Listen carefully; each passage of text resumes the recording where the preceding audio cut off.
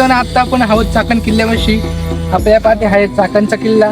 या किल्ल्याचा देखील एक छोटासा इतिहास आहे. जे शिवाजी महाराजांचे सरदार होते फिरंगोजी नारसाळा यांचा जो पराक्रम होता अतिशय धोकादायक होता. कारण ज्यावेळी शिवाजी महाराज विशाळगडावरती पोहोचत होते त्याच वेळी जे औरंगजेबाचा जो मामा होता शाहिस्ते खान तो स्वराज्यात येऊन लाल महालामध्ये प्रवेश करणार होता, पुण्यामधील लाल महाल.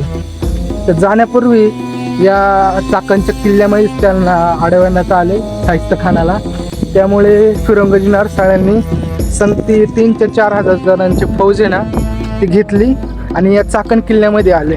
चाकण किल्ल्यामध्ये येऊन इथं फौज आहे ना तैनात केली आणि जी समोर जी शाहिस्ते खानाची सैन्य येत होती त्यांना अडवण्याचा खूप प्रयत्न केला. लाख प्रयत्न करून सुद्धा ही फिरंगोजी नारसाळ्यांचा